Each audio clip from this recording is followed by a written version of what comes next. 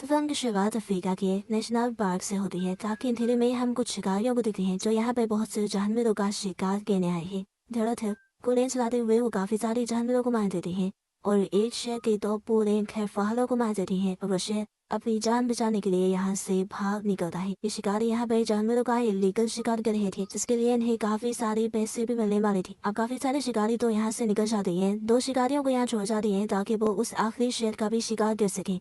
वो शिकारी उस आखिरी शेर के शिकार के लिए पूरे जंगल में ट्रैप्स लगा लेते हैं और उस शेर की तलाश में निकल जाते हैं। अभी दोनों शिकारी अलग अलग डायरेक्शन में जाकर उस शेर को ढूंढ रहे थे, लेकिन एकदम से पहले वाले शिकारी को अपने दूसरे साथी की आवाज आती है। वो आवाज की डायरेक्शन में जाता है तो दिखता है कि उसका साथी बहुत ही ज्यादा जख्मी था। वो समझ गया कि इसके ऊपर शेर ने हमला किया है। वो शेर की तलाश में फौरन आगे की तरफ आता है तो दूसरे शिकारी के लगाए ट्रैप में फंस जाता है और अचानक वहीं पर शेर आके उस पर हमला कर देता है और सीन ये यहाँ से कट हो जाता है। सीन कट हो गए हम डॉक्टर नेफ को दिखती हैं जो इसी नेशनल पार्क के करीब एक एरिया में आई थी। अब इन दोनों बेटियों को लेकर यहाँ पर इन्हें वेलकम कहता है माइडिन जो कि डॉक्टर नेफ का पुराना दोस्त है और आजकल उस नेशनल पार्क का मैनेजर भी है। माइडिन इन दोनों बच्चों को उनकी मॉम का गाँव में दिखाता है जो कि अब मर चुकी है। पहले ये लोग माइडिन के खाया जाते हैं और खाने एंजॉय करते हुए हम फिर के पाते हैं।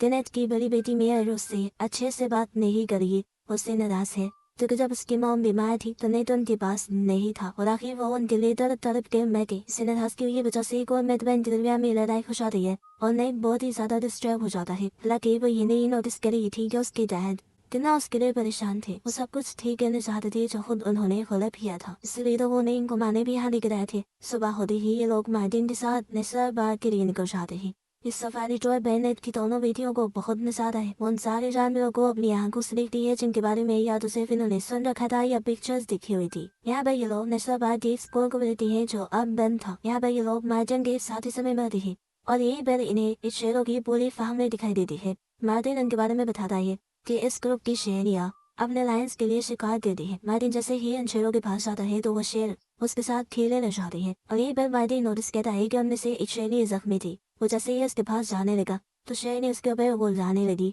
और इस चीज से मार्टिन समझ गया कि जरूर इस शेरनी को किसी इंसान ने नुकसान पहुंचाया थी, किसी शिकारी ने उसे गोली मारी थी। मार्टिन फौरन वापस आके अपने साथी को वो शेरनी के लिए मदद लाने के लिए भेज देता है और खुद वो नेटवर्क एक्टिविटी को बिठा कर यहाँ से निकल जाता है और शिकारियों के बारे में पता करने लगता है। ये लोग पास के गांव में पहुंचते हैं जहां बहुत ही ज्यादा सन्नाटा था। ये देखकर मार्टिन और लाइन दोनों ही बहुत ज्यादा हैरान हो जाते हैं, लेकिन जब ये लोग घरों के अंदर जाते हैं तो इन्हें देखने को मिलता है कि वहाँ के सभी इंसान मारे जा चुके थे। इन लोगों की मरी हुई हालत देखकर इन्हें पता चल जाता है कि ये काम किसी इंसान का नहीं बल्कि शेर का है। मार्टिन समझ गया कि जरूर कोई ऐसा शेर इंसानों से अपना बदला ले रहा है जिसकी फैमिली में से किसी को उन शिकारियों ने नुकसान पहुंचाया होगा। मार्टिन ने अभी समझ गया कि वो शेर यहीं करीबी होगा और इन्हें फौरन अपनी जान बचाने के लिए यहाँ से निकलना चाहिए। ये लोग बाहर निकल रहे हैं तो जब भी बेटी मेयर को तो दिख लेता है, लेकिन उसे अभी छोटी बेटी कहीं दिखाई नहीं देती। ये लोग घबरा जाते हैं और उसे ढूंढने लग जाते हैं। इन्हें पहले भी डर लगा था और ऊपर से अचानक इन्हें अपनी बेटी की चीख सुनाई देती है। इन्हें लगा कि शेर ने उसके ऊपर हमला कर दिया है। ये फौरन चीख की आवाज की डायरेक्शन में भाग गई है तो वहाँ नेट को उसकी बेटी बिल्कुल सही हालत में होती है। मौसम में एक औरत और एक गाय की लाश को देखकर डर गई थी, इसीलिए चिल्ला दी थी। देखने को मिलता है कि इस गाय और औरत को भी उसी शेर ने ही मारा था। ये लोग अब अपने आप को बचाने के लिए फौरन इस गांव से निकलने लगते हैं। कुछ ही दूरी पर इन्हें एक आदमी मिलता है जिसे उसी शेर ने जख्मी किया था। ये देखकर मार्टिन समझ आता है कि शेर यही करीब है। उसका शिकार करने के लिए मार्टिन यहाँ से निकल जाता है जबकि नेट इस आदमी को फर्स्ट एड देने की कोशिश करता है, लेकिन अफसोस वह इस आदमी को बचा नहीं पाता। इधर मार्टिन के भी पीछे से शेर आ गया था अपने आप को बचाने के लिए। मार्टिन गोली तो चलाता है पर शेर को लड़ नहीं पाती। गोली सुनकर डॉक्टर नाइन डर जाते हैं और मार्टिन की तरफ आते हैं, लेकिन डॉक्टर मार्टिन को देखकर शेर डॉक्टर मार्टिन की तरफ भागने लग जाता है और डॉक्टर मार्टिन भी अपने आप को बचाने के लिए अपनी कार की तरफ आते हैं। बिल्कुल सही वक्त पर वो गाड़ी में बैठ के दरवाजा बंद करने में कामयाब हो गए थे पर शेर भी यहाँ आ चुका था और पहला ही सर मारते हुए उसने गाड़ी के शीशे भी तोड़ दिए थे। अब वो गाड़ी के ऊपर चढ़ के गाड़ी के अंदर जाने की कोशिश करता है। गाड़ी तो तोड़ नहीं पाता, लेकिन एक तरफ की विंडो से उसका एक क्लॉ यानी उसका एक पाँव गाड़ी के अंदर चला जाता है। उसी से वो नेट की एक टांग पकड़ लेता है और नेट की बेटी मेयर अपने डर को बचाने के लिए गाड़ी स्टार्ट कर देती है और इस तरह शेर नेट की टांग को छोड़ देता है। लेकिन जो कि मेयर को गाड़ी चलाने नहीं आती थी, इसलिए उससे गाड़ी एम्बुलेंस होती है और सामने एक खाई के अंदर गिरने वाली होती है पर सामने लगी हुई एक छोटी सी चट्टान से टकरा के उनकी गाड़ी रुक जाती है। यहाँ पर डॉक्टर ने अपनी बेटियों को देखती है और सबका सांस कहते हैं कि दोनों अभी तक ठीक थी। अचानक ही उन्हें बोगी टॉकी में किसी की आवाज सुनाई देती है। पता चलता है ये मार्टिन था जिसकी टांग बुरी तरह जख्मी कर दी थी शेर ने और वो चल नहीं सका था।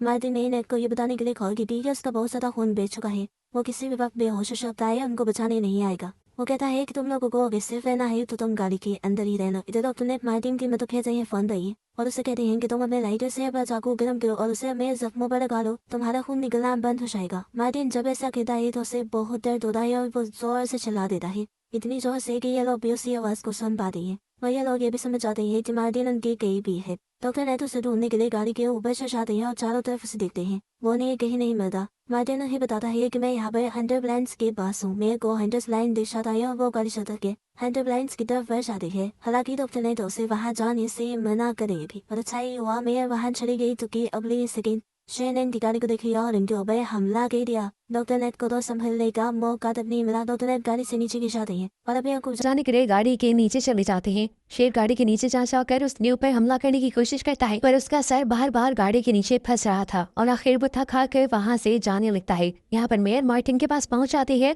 और उसे लेकर गाड़ी की तरफ बढ़ने लगती है। यहाँ पर जैसे ही डॉक्टर नेट गाड़ी के नीचे से निकलते हैं, शेर अचानक से पता नहीं कहाँ से निकलकर दोबारा उस पर हमला कर देता है। शेर ने चला के दिखाई थी, वो पीछे हुआ था ताकि खुद ही नेट बाहर निकल आए। इससे पहले कि वो नेट को पूरी तरह मार देता, नेट की छोटी बेटी गाड़ी के अंदर से एक बेहोशी वाला डार्ट हिम्मत दिखाते हुए शेर के ऊपर मार देती है और तड़प कर शेर यहाँ से चला जाता है।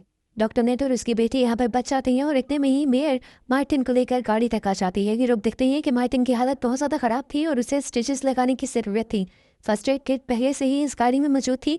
डॉक्टर नेट मार्टिन को स्टिचेस लगाने लगते हैं बगैर किसी पेन किलर के। ये स्टिचेस बहुत ज़्यादा दर्द दे रहे थे, इसी वजह से मार्टिन बेहोश हो जाता है। ऐसे ही मार्टिन के होश आने के इंतजार में दोपहर से रात हो जाती है।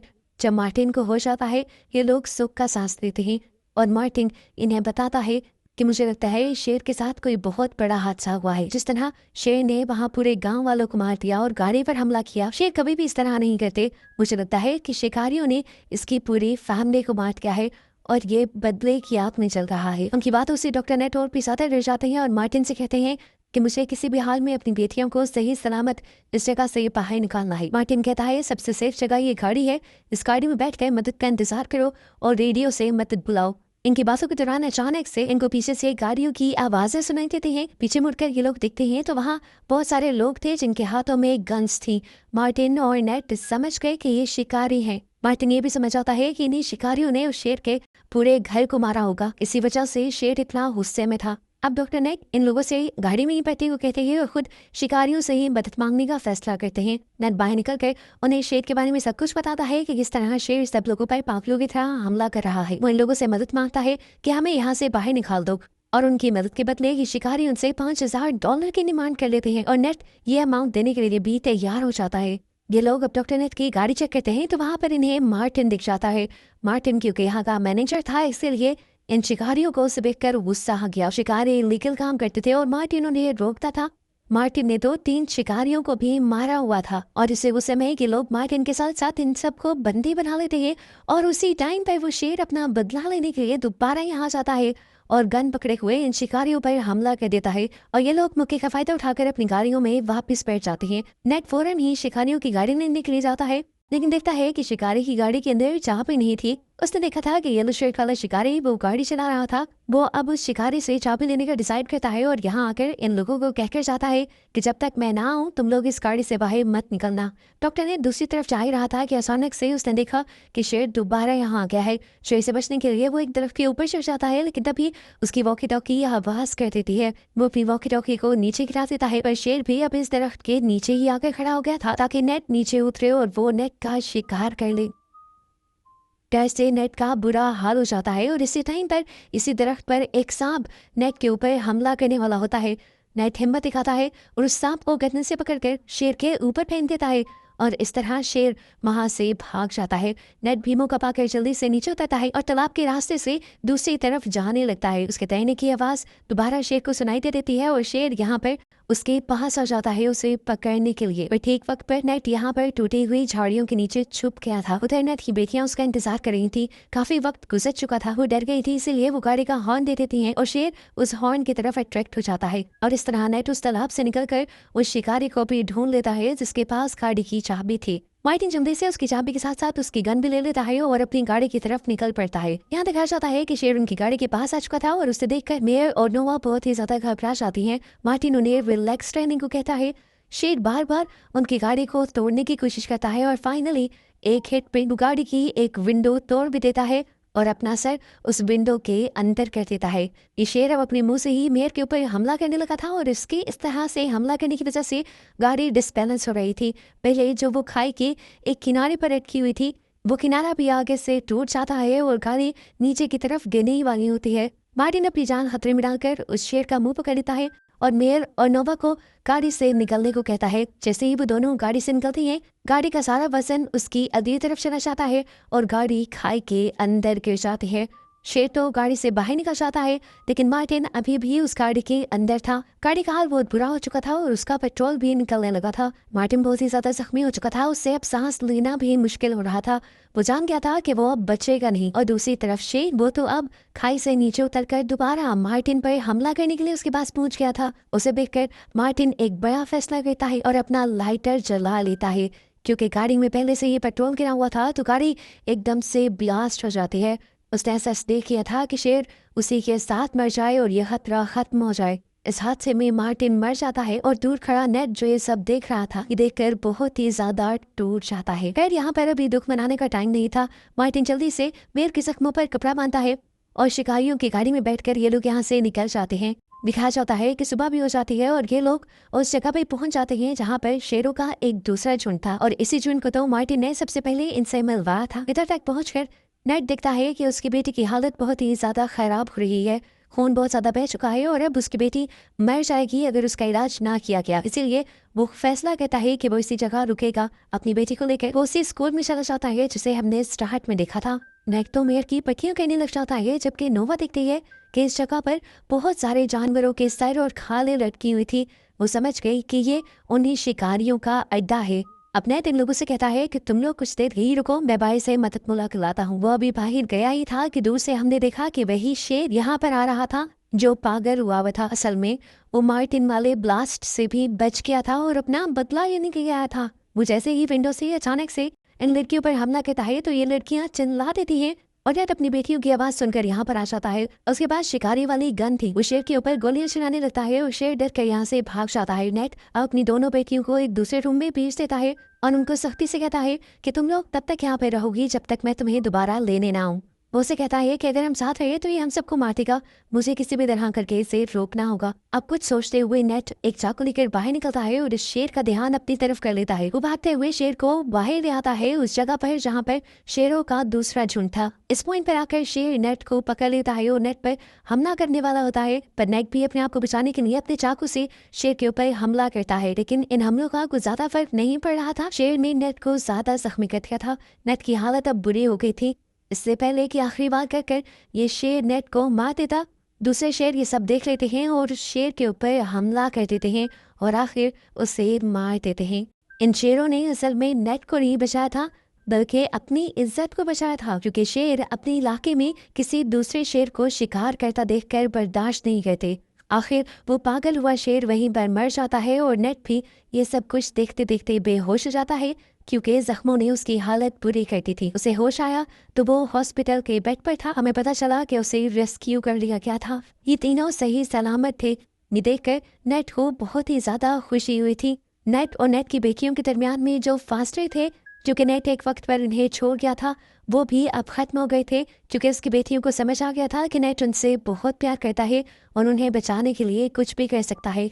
इनका बॉन्ड पहले जैसा स्ट्रॉन्ग हो गया था और अब ये लोग अच्छी लाइफ एक साथ गुजारने वाले थे।